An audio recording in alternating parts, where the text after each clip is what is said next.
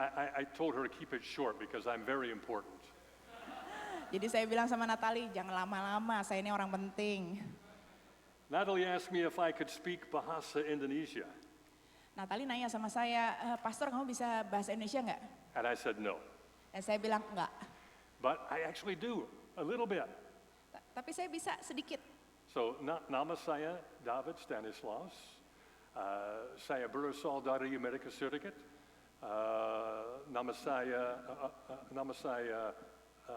Nama Paula. Nama saya istri. Istri saya. Istri saya, that's what I told you I could. Istri saya nama Paula. Kami sudah punya 6 anak dan 16 cucu. So that's a lot. And that's about where my language study ended. Jadi segitu aja ya, jangan harapkan saya ngomong lebih dari itu. Itu yang saya ingat. If I were to preach to you in Bahasa Indonesia today, it would sound like this. Kalau saya harus berkhotbah dalam bahasa Indonesia, nanti kedengarannya seperti ini. Nama saya David Stanislaus. Yeah. So, I'm very happy to have Natalie. Let's give Natalie an applause. I appreciate her help.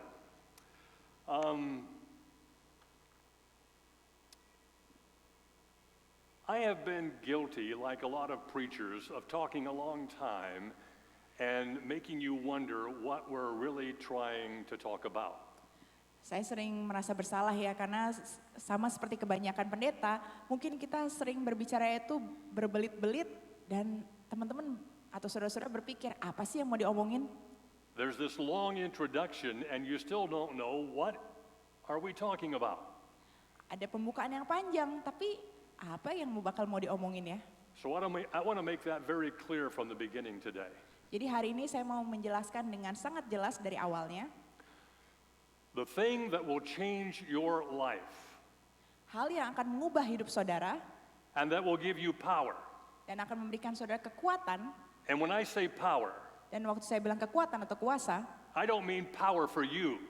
saya nggak bilang kuasa untuk diri kita sendiri. I mean power to live the Christian life.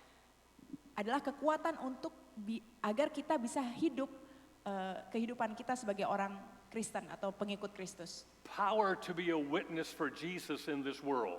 Kekuatan untuk bisa menjadi saksi Kristus di dunia ini. The thing that will change your life Hal yang akan mengubah hidup saudara is the presence of God. adalah hadirat Tuhan. God's presence in your life will change you. Hadirat Tuhan dalam hidup saudara akan mengubahkan saudara. Living this Christian life without the presence of God is very, very difficult. Jika kita ingin mengikut Kristus tapi kita tidak memiliki hadirat Tuhan dalam hidup kita, itu akan sangat sulit. You know that, don't you? Saudara tahu juga kan? When you try to go from this room and live for God in your own strength, you will fail. Jika saudara keluar dari ruangan ini dan saudara ingin hidup untuk Tuhan tapi dengan kekuatan kita sendiri aja, maka akan sangat sulit, kita akan gagal. But when you walk in the power and the presence of the Holy Spirit, your life is different. Tapi saat kita berjalan dalam kuasa dan kekuatan Roh Kudus, maka hidup kita akan berbeda. And so this morning we're talking about God's presence. Jadi pagi ini kita akan berbicara tentang hadirat Tuhan. God's empowering presence. Hadirat Tuhan yang menguatkan. I preached this same message to this church less than a year ago. Saya sudah berkhotbah pesan yang sama ya kepada gereja ini mungkin sekitar setahun yang lalu. I was tempted to ask how many of you were here on the 2nd of January. Oh, ternyata awal tahun ini ya. Ada yang datang ke sini minggu kedua Januari? Mungkin ada yang ingat? As some of you would raise your hands. And then I was going to ask how many of you remember what I preached on the 2nd of January. Kalau yang datang ingat nggak apa yang saya khotbahkan waktu itu? And then I would be interested to know what you thought I said. Dan saya pengen tahu juga kalau ada yang ingat, apa yang saudara ingat tentang pesan saya waktu itu. So I'm preaching this same message because I believe God wants you to hear it. Jadi saya berkhotbah hal yang sama, pesan yang sama, karena saya percaya ini masih relevan untuk didengar. I will be here for 2 more Sundays after today. Jadi saya akan ada di sini berkhotbah ke 2 minggu ke depan juga. And we're going to talk about God's presence. Dan kita akan terus mengupas lebih lanjut tentang hadirat Tuhan. We're going to talk about the Holy Spirit in our lives. Kita akan berbicara tentang Roh Kudus dalam hidup kita. And that's why I wanted to share this message again. Jadi maka dari itu saya ingin membagikan pesan ini dulu supaya awalnya sudah sama. It is the foundation of what we're going to say in the next 2 weeks. Karena hari ini, pesan hari ini itu adalah fondasi dari apa yang akan kita kupas selanjutan dalam 2 minggu ke depan. Jesus came into this world that you may know him, that you may know God. Tuhan Yesus datang ke dunia ini supaya saudara dan saya bisa tahu Dia dan bisa tahu Tuhan. Jesus said, "My name is Emmanuel, God with us." Tuhan Yesus berkata, nama saya adalah Immanuel, Tuhan berserta kita. And when he left, he said, "I'm not going to leave you alone. Dan saat dia pergi pun dia berkata bahwa aku tidak akan meninggalkanmu sendiri. I'm going to pray the Father that he will send you the Holy Spirit." Tapi aku akan berdoa kepada Bapa supaya ia mengirimkan roh penghibur atau Roh Kudus. But what I want you to understand is we have never been alone. Tapi saya mau saudara juga mengerti ya, kita nggak pernah sendiri. God created you so that you would have fellowship with him. Tuhan menciptakan kita supaya kita memiliki hubungan pribadi dengan Dia. God created Adam and Eve in the Garden of Eden so that he could have fellowship with them. Tuhan menciptakan Adam dan Hawa di Taman Eden supaya mereka bisa memiliki hubungan pribadi dengan Tuhan. God loves it when we spend time in his presence. Tuhan sangat senang jika kita menghabiskan waktu kita itu berada di hadiratnya. And so God created this place called the Garden of Eden where he would spend time with man. Jadi maka dari itu di awalnya Tuhan menciptakan Taman Eden supaya dia bisa menghabiskan waktu untuk membangun hubungan dengan manusia. It was a space designed where he could come and meet with man. Jadi di Taman Eden itu adalah tempat di mana dia bisa datang dan bertemu dengan manusia. We often talk about the beauty of the Garden of Eden. Kita seringkali berbicara tentang keindahan Taman Eden. It's not the beauty that made it special. Tapi sebenarnya bukan keindahannya yang membuat tempat itu spesial. It was the presence of God in that garden that made it special. Tetapi hadirat Tuhan yang ada di Taman Eden itu yang membuat itu spesial. And God would come there in the evening and he would have fellowship with Adam and Eve. Jadi Tuhan sering datang ke Taman Eden dan memiliki hubungan pribadi, membangun hubungan pribadi dengan Adam dan Hawa. And you know that story, Dan selanjutnya, cerita selanjutnya saudara sudah tahu ya. that Adam and Eve rebelled and sinned against God. Adam dan Hawa itu memberontak dan berdosa terhadap Tuhan. And that brought brokenness to that relationship. Dan hal itu menyebabkan hubungan yang tadinya ada retak. And Genesis chapter 3 verses 23 and 24 tell us that God banished them from the Garden of Eden. Jadi dalam Kejadian 3 dikatakan bahwa lalu Tuhan Allah mengusir dia dari Taman Eden supaya ia mengusahakan tanah dari mana ia diambil. Ia menghalau manusia itu dan di sebelah timur Taman Eden ditempatkannya lah beberapa kerub dengan padang yang bernyala-nyala dan menyambar-nyambar untuk menjaga jalan ke pohon kehidupan. And so man leaves the Garden of Eden. Jadi manusia meninggalkan Taman Eden. But more importantly, he left the presence of God. Tapi yang harus digarisbawahi adalah manusia meninggalkan hadirat Tuhan. And God said to Adam, outside of the garden and outside of my presence, you will find life very difficult. Dan Tuhan sudah memberitahukan kepada Adam bahwa di luar hadiratku, di luar Taman Eden ini, hidup itu akan sulit. And so we read the rest of Exodus and the beginning of, the rest of Genesis and the beginning of Exodus, and we see how wicked and how difficult life is outside of God's presence. Jadi kalau kita membaca kitab Kejadian ataupun Keluaran di bagian awal-awalnya, kita melihat bahwa di luar hadirat Tuhan itu hidup itu sangat sulit. Those first 12 chapters of Genesis are critical in understanding the Bible. 12 pasal pertama dalam kitab Kejadian itu sangat penting untuk supaya kita bisa mengerti konteks dari Alkitab selanjutnya. We see how evil man can be toward each other when we read those chapters in the Bible. Kita lihat begitu banyak kejahatan yang dibuat oleh manusia terhadap sesamanya di pasal-pasal awal itu. And so man walks out of the garden and walks out of the presence of God. Jadi manusia meninggalkan Taman Eden dan juga meninggalkan hadirat Tuhan. Hundreds of years go by. 100 tahun, beratus-ratus tahun berlalu. But God has a plan. Tapi Tuhan punya rencana. What you need to understand about the Bible is that it is one book Saudara perlu tahu Alkitab itu adalah satu buku with one story. dengan satu cerita. And that story Dan cerita itu is God's passion for man adalah kasih Tuhan terhadap manusia. and restoring that relationship that we had in the Garden of Eden. Untuk mengembalikan hubungan yang retak itu supaya manusia bisa kembali bersama dia seperti di Taman Eden. And so God does not want to leave man alone.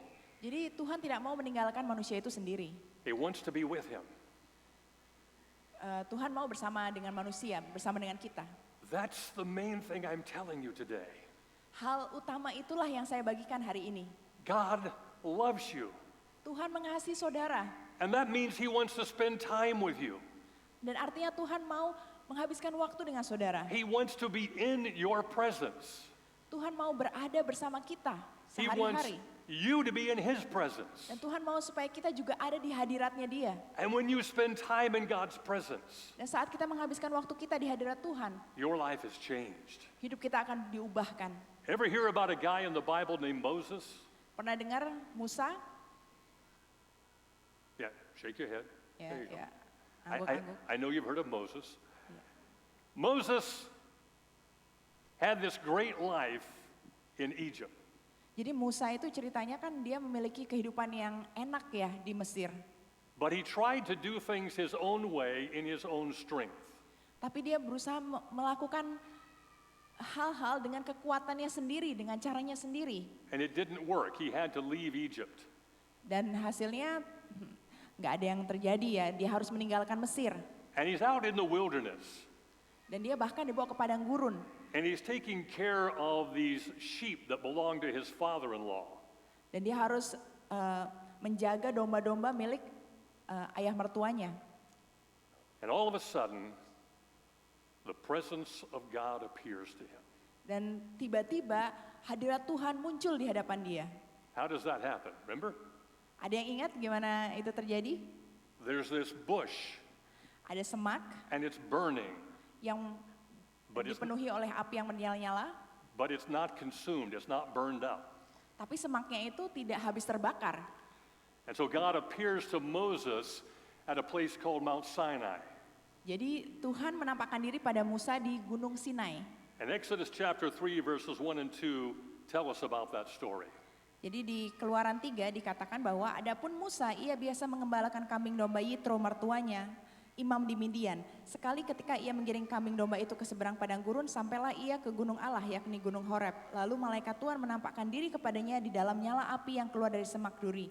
Lalu ia melihat dan tampaklah semak duri itu menyala tetapi tidak dimakan api. So the Lord appeared to Moses in the flames of the fire of the bush. Jadi Tuhan menampakkan diri di nyala api di semak berduri itu. This is going to be a symbol throughout the rest of the Bible. Jadi ini akan menjadi lambang ya atau pertanda yang digunakan dalam cerita Alkitab selanjutnya. The fire is an example of the presence of God. Api ini adalah merupakan lambang dari hadirat Tuhan.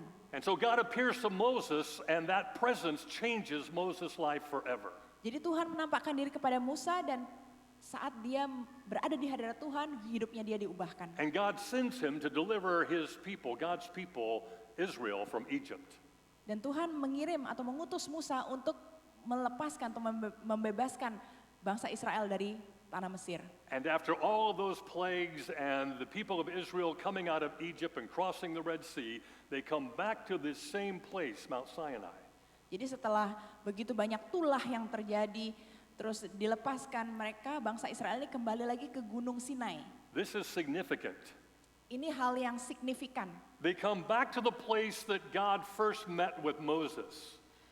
Bangsa Israel yang begitu keluar dari Mesir, mereka kembali ke tempat di mana Musa pertama kali bertemu dengan Tuhan. And God appeared to Moses that first time in the fire in the bush. Dan Tuhan menampakkan dirinya seperti yang pertama kali ya, ada di nyala api di semak berduri. And now they're back with all of Israel gathered around the mountain, Mount Sinai. Dan sekarang bangsa Israel itu berkerumun mengelilingi Gunung Sinai. And listen to what happened to those people as they met with God in Exodus chapter 19 verses 17 to 18. Dan mari kita dengar apa yang terjadi Di Keluaran 19, lalu Musa membawa bangsa itu keluar dari perkemahan untuk menjumpai Allah dan berdirilah mereka pada kaki gunung. Gunung Sinai ditutupi seluruhnya dengan asap karena Tuhan turun ke atasnya dalam api. Asapnya membumbung seperti asap dari dapur dan seluruh gunung itu gemetar sangat. Listen, it is a holy thing to be in the presence of God. Jadi itu adalah hal yang kudus kalau kita bisa berada di hadirat Tuhan. Because God is holy. Karena Tuhan itu kudus. Because God is without sin. Karena Tuhan tidak berdosa. He cannot be in the presence of sin. Dia tidak bisa berada di tengah-tengah dosa. And yet we are sinful people. Dan kita manusia adalah manusia berdosa. And in this moment, God could not be with those people because there was sin in their life. Dan saat itu yang tadi kita baca adalah Tuhan gak bisa berada di tengah-tengah jemaatnya karena ada dosa. And so God tells Moses, do not let the people come close to the mountain. Jadi Tuhan mengatakan kepada Musa, jangan biarkan mereka datang mendekat ke gunung itu. Don't even let the animals come close to the mountain. Bahkan hewan-hewan pun jangan biarkan mendekat ke gunung itu. Keep them down away from me because my presence, my holy presence will consume them and kill them. Jadi jauhkan dari gunung itu karena hadiratku yang kudus ini bisa membunuh atau bisa menghilangkan mereka. Not because God is angry with them, Bukan karena Tuhan marah, but because God is holy. tapi karena Tuhan itu sangat kudus. But God said to Moses, you come up on this mountain and meet with me. Tapi Tuhan berkata kepada Musa, kamu naik ke gunung ini dan bertemu denganku. And as we read in verse 18, it says that the Lord descended on that mountain in fire. Lalu dalam Keluaran 19 dikatakan bahwa ya Tuhan turun ke atasnya dalam api. That was the visible presence of God Jadi itu adalah hadirat Tuhan yang nyata, yang bisa terlihat that day on Mount Sinai. hari itu di Gunung Sinai. The people of Israel camp and stay there at that mountain. Jadi bangsa Israel berkemah di dekat situ. And God gives Moses the law. He gives them a way to meet with him. Dan Tuhan memberikan kepada Musa hukum Taurat dan juga cara untuk bertemu dengan dia. And one of the things God tells Moses is to build a tabernacle. Dan salah satu cara untuk bertemu dengan Tuhan yang Tuhan beritahukan kepada Musa adalah dengan membangun kemah suci. You see what's happening here? Jadi saudara lihat apa yang terjadi di sini. God is making a way to bring us back into his presence. Tuhan itu memberikan cara supaya kita bisa kembali berada di hadiratnya. And so he tells Moses, build this tabernacle. Jadi dia bilang kepada Musa, oke, bangun kemah suci ini. Now, have you read the book of Leviticus? Apakah saudara sudah membaca kitab Imamat? Most people Kebanyakan orang find Leviticus a very boring book. kalau baca kitab Imamat bosan banget ya. All these rules and laws are in that book. Banyak banget ini peraturan-peraturannya. And all these specific measurements and ways to make this tabernacle. Banyak banget detail, oh harus ukurannya segini untuk membuat kemah suci ini. But in reality, in actual truth, it's like God is preparing a miniature Garden of Eden where he can meet with them again. Seperti yang kalau aturannya sepertinya terlihat ribet, tetapi sebenarnya Tuhan itu sedang mempersiapkan miniatur Taman Eden supaya manusia bisa bertemu kembali dengan Dia. In fact, if you read Leviticus, you will find several times where God says, in the tabernacle, make a tree that looks like this. Jadi kalau saudara baca kitab Imamat, mungkin saudara bisa menemukan beberapa kali Tuhan bilang bahwa di dalam kemah suci buatlah ukiran pohon seperti ini. Or make a flower and weave it into the fabric of the tabernacle. Atau buat yang terlihat seperti bunga dan disulamkan di kemah sucinya. It was almost like they were being reminded of the Garden of Eden. Seolah-olah mereka diingatkan tentang Taman Eden. But just like the Garden of Eden, Tapi seperti Taman Eden, the most important thing in the tabernacle hal yang terpenting yang ada di kemah suci was the presence of God. adalah hadirat Tuhan. And God would come and meet with them there. Dan karena Tuhan akan datang dan bertemu dengan mereka Not di with situ. everyone, Tidak dengan semua orang. The high priest, one time a year, would go into the Holy of Holies and meet with God. Imam tertinggi 1 kali setahun akan masuk ke kemah suci dan bertemu dengan Tuhan. Well, when Moses finished the tabernacle, Saat Musa sudah menyelesaikan pembangunan kemah suci, we are told in Exodus chapter 40, verses 30 to 34, that God met him there and there was this fire once again. dalam Keluaran 40 dikatakan bahwa Tuhan sudah bertemu dengan Musa dan Musa mendirikan tiang-tiang pelataran sekeliling kemah suci dan mezbah itu dan digantungkannya lah tirai pintu gerbang pelataran itu. Demikianlah diselesaikan Musa pekerjaan itu. So, God comes and meets with Moses Jadi Tuhan tuh datang dan bertemu dengan Musa because he wants to restore fellowship with people. karena Tuhan ingin memulihkan hubungan dengan manusia. And God meets with the entire nation of Israel at Mount Sinai Dan Tuhan bertemu dengan seluruh bangsa Israel di Gunung Sinai because he wants to be with his people, the nation of Israel. karena ia mau berada bersama dengan bangsanya, dengan umatnya. And God tells Moses, make a tabernacle where I can dwell and meet with you. Tuhan juga bilang sama Musa, buatlah kemah suci supaya aku bisa ada dan berdiam di situ. And then a few generations later, a couple of hundred years later, Dan beratus-ratus tahun kemudian, God puts it in the heart of King Solomon to build the temple. Tuhan menaruhkan di hati Raja Salomo untuk membangun rumah Allah, bait Allah. And this will be a place that God will dwell with his people Israel. Dan ini menjadi tempat di mana Tuhan berdiam dengan bangsa Israel. And notice again that God's presence is signified by fire. Dan kalau saudara baca di ayat Alkitab ya, hadirat Tuhan itu kembali lagi dilambangkan dengan api. 1 Kings chapter 8 and verse 10 says that this cloud filled the temple of the Lord. Jadi dalam 1 Raja-Raja 8 dikatakan bahwa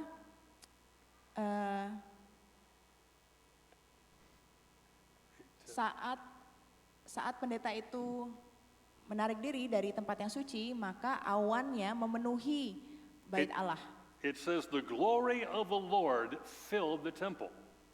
Jadi kemuliaan Tuhan memenuhi rumah Tuhan. And that fire that was on the altar was the presence of God.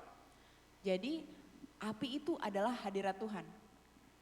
So notice what's happening here.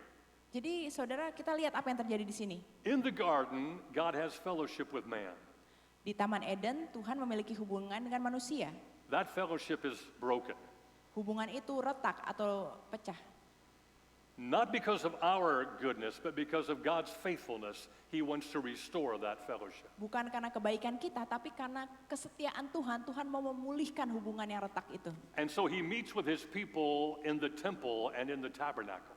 Jadi Tuhan sudah bertemu dengan umatnya di kemah suci dan juga di rumah Allah. But God has a plan. Tapi Tuhan punya rencana lain. It wasn't enough to just meet with the high priest once a year. God's heart is to have fellowship with you. Tapi nggak cukup buat Tuhan untuk bertemu 1 kali setahun dengan imam tertinggi saja. Hati Tuhan itu ingin bertemu dengan saudara. Do you realize how much God loves you and how much He wants to be with you? Apakah saudara menyadari seberapa besar kerinduan Tuhan untuk bertemu dan memiliki hubungan dengan saudara? Well, after several hundred years of the tabernacle and it being destroyed, it was no longer present. Setelah beratus-ratus tahun setelah kemah suci itu dihancurkan, God decided that He was going to take another step in restoring His relationship with man. Tuhan memutuskan mengambil langkah lain untuk memulihkan hubungan dengan manusia. He sent His only Son, Jesus, to be with us. Dia mengirimkan putra tunggalnya Yesus Kristus untuk bersama kita. Do you understand that wasn't something God just decided one day? Saudara tahu itu bukan sesuatu hal yang Tuhan tiba-tiba putuskan. From the beginning of time, God knew this would happen.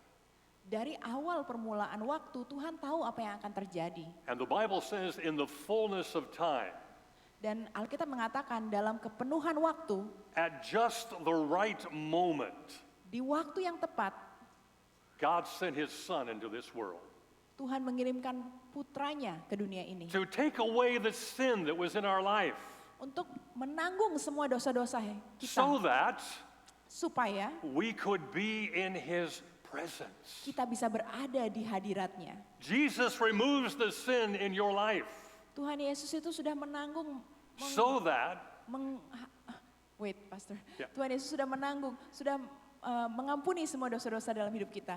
I got a little excited there. He removes the sin in your life so that you can be with him. Supaya kita bisa bersama-sama dengan Dia. When he does that and we walk away from him and we do not fellowship with him, what are we saying to him? Setelah apa yang Tuhan lakukan buat kita dan kita tidak mau memperbaiki hubungan kita dengan Tuhan, tidak mau menghabiskan waktu kita bersama Tuhan, bagaimana perasaan Tuhan? Well, John in chapter 1 verse 14 says that the word became flesh and dwelt among us. Dalam Yohanes 1 dikatakan bahwa firman itu telah menjadi manusia dan diam di antara kita. That word dwelt Kata dwell atau diam can also be used the English word tabernacle. dalam bahasa Inggrisnya itu sinonimnya atau persamaannya juga sama dengan berkemah gitu ya. Jesus came to dwell with us. Tuhan Yesus datang untuk berdiam bersama dengan kita. It's like that picture of the Old Testament tabernacle where the presence of God was in the tabernacle. Jadi bayangkan waktu perjanjian lama dulu ada kemah suci, Tuhan ada di kemah suci itu sama seperti itu. Only now it is not a physical tabernacle. Tapi bedanya kalau sekarang kita tidak perlu mendirikan kemah suci secara fisik. It is God himself who has come to dwell with us. Karena Tuhan sendiri sudah datang berkemah dalam diri kita atau diam dalam diri kita. It means he wants to stay with us. Artinya dia mau berada bersama dengan kita. It means he wants to live with us. Dia mau hidup bersama dengan kita. No more once a year coming into the Holy of Holies in the tabernacle. Nggak perlu kita tunggu 1 kali setahun untuk bertemu dengan Tuhan di kemah suci. Every day we have the privilege of walking into the presence of a holy and mighty God. Setiap harinya kita punya kesempatan untuk datang di hadirat Tuhan yang kudus. That's what Jesus brought to us. Itu yang Tuhan Yesus berikan untuk kita. When he shed his blood Waktu dia menumpahkan darahnya and brought the forgiveness of sin, dan membawa pengampunan dari dosa-dosa kita. the temple, the curtain in the temple tore open that day when he died on the cross. Saat Tuhan Yesus mati di kayu salib, tirai dari kemah suci itu terbelah, Signaling entrance for everyone to be in the presence of God. mengundang setiap orang untuk masuk ke dalam hadirat Tuhan. You have the greatest privilege that we could ever have. Saudara dan saya punya kesempatan terbaik, The privilege of coming into the presence of a holy, creating, loving God. kesempatan untuk datang ke hadirat Tuhan yang sungguh mengasihi saudara dan saya, Who wants to spend time with you. yang mau menghabiskan waktu bersama saudara, Who wants to be in your presence. yang mau berdiam bersama dengan kita. Jesus came to teach his disciples that relationship with the Father. Tuhan datang dan mengajarkan murid-muridnya bahwa kita harus memiliki hubungan pribadi dengan Dia. But Jesus knew he would give his life as a ransom for many and die on the cross. Tapi Tuhan Yesus juga tahu bahwa Dia datang ke dunia ini untuk memberikan hidupnya sebagai pengampunan dosa bagi banyak orang. And he would return to the Father and sit at the Father's right hand.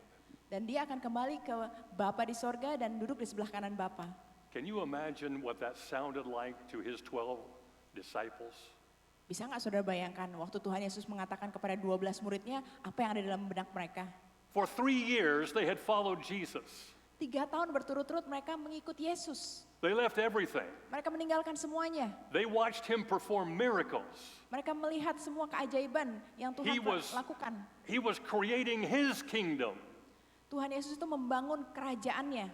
And they were going to rule with him. Dan mereka juga akan memerintah bersama dengan Dia. And then Jesus starts this talk about, I'm going to leave you. Dan tiba-tiba Tuhan Yesus bilang, aku akan meninggalkan kamu. I don't think we understand what that sounded like to his disciples. Saya rasa kita nggak akan pernah bisa memahami apa isi pemikiran murid-murid Yesus waktu mereka mendengarkan itu. In fact, if you read in the Gospel of John, Bahkan kalau saudara baca di kitab Yohanes, they said, well, where are you going? We'll go with you. muridnya menjawab, Tuhan kamu akan pergi kemana? Kita akan pergi bersama kamu juga. And Jesus said, where I'm going, you can't come. Dan Tuhan Yesus bilang, kemana aku pergi kamu tidak akan bisa mengikut. Whoa, wait a minute. Oh tunggu dulu, I thought you came to be with us, kupikir engkau datang untuk bersama dengan kami. that we could be in your presence. Dan kami bisa ada di hadiratmu. And now you're saying we can't go where you're going. Sekarang kamu bilang kami nggak bisa pergi kemana engkau pergi. And Jesus said, yeah, but you'll get something better. Dan Tuhan Yesus bilang, iya tapi kamu akan mendapatkan sesuatu yang lebih baik.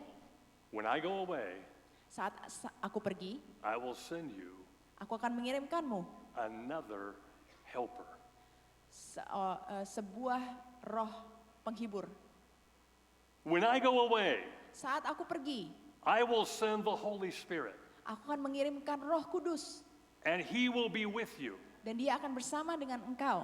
and He will help you, Dan dia akan membantu engkau. and He will comfort you. Dan dia akan menguatkan engkau. So I must go away. Jadi aku harus pergi dulu. And so Jesus was crucified, Jadi Tuhan Yesus disalibkan, died on the cross, mati di kayu salib, rose again, bangkit kembali, and came back to speak with His disciples about 3 times. dan menampakkan dirinya untuk berbicara kepada murid-muridnya sekitar 3 kali. And that last time He was there, Dan selama dia di sana, He said to them, dia berkata kepada mereka, wait in Jerusalem until you receive the Holy Spirit. tunggulah di Yerusalem sampai engkau menerima Roh Kudus. Don't go anywhere until you receive the Holy Spirit. Jangan pergi kemana-mana sampai kamu menerima Roh Kudus. It is important that you not go anywhere until God comes with you.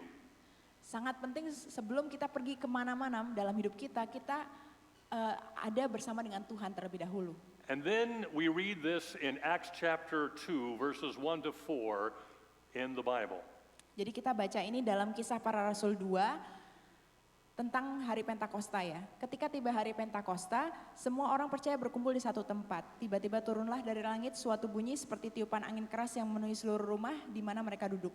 Dan tampaklah kepada mereka lidah-lidah seperti nyala api yang bertebaran dan hinggap pada mereka masing-masing. Maka penuhlah mereka dengan Roh Kudus. Lalu mereka mulai berkata-kata dalam bahasa-bahasa lain seperti yang diberikan oleh Roh itu kepada mereka untuk mengatakannya. You see again in there that God's presence is symbolized by fire. Jadi di sini juga kita bisa melihat ya bahwa hadirat Tuhan itu dilambangkan dengan api. The only way that they could describe it was it looked like tongues that were on fire were over each of their heads. Satu-satunya cara mereka menggambarkannya adalah ada lidah-lidah api yang hinggap di setiap orang. Well, we saw all the way through the Old Testament that when God's presence was powerfully in their present, when God was present, it was symbolized by fire.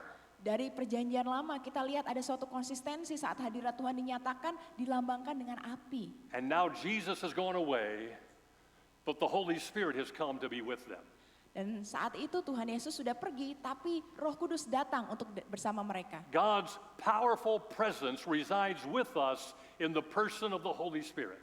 Jadi hadirat Tuhan yang luar biasa itu ada di dalam diri kita, di dalam Roh Kudus. The Holy Spirit is not some power.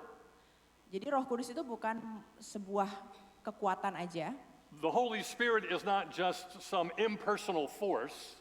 bukan sebuah kuasa aja. The Holy Spirit is God. Roh Kudus adalah Tuhan He has all the attributes of God. yang memiliki semua atribut tentang Tuhan. He can know you. Dia bisa mengenal saudara, He can love you. dia bisa mengasihi saudara, He wants fellowship with you. dia mau hubungan pribadi dengan saudara. And so the Holy Spirit came into this world and resides in this world that we may have the presence of God. Jadi Roh Kudus datang ke dunia ini dan berdiam di tengah-tengah kita supaya kita memiliki hadirat Tuhan. So you see where we've been all through the Bible. Jadi saudara bisa melihat ya dari seluruh perjalanan di Alkitab. We start with the presence of God in the Garden of Eden. Kita mulai dengan hadirat Tuhan di Taman Eden. God restoring that presence at Mount Sinai. Tuhan memulihkan hadiratnya di Gunung Sinai. God meeting with his people in the tabernacle. Tuhan bertemu dengan umatnya di kemah suci. Finally, Jesus comes in the flesh. Lalu Tuhan Yesus datang sebagai manusia. And he brings that relationship for everyone. Dan dia membawa pemulihan hubungan itu untuk semua orang. Jew and Gentile, everyone. Israel maupun non-Israel, untuk semua orang Tuhan bawa hadiratnya. And that same Holy Spirit is with us today and brings God's powerful presence. Dan Roh Kudus yang sama ada berserta dengan kita hari ini dan membawa hadirat Tuhan yang menguatkan. Galatians chapter 5 verses 16 and 25 say this.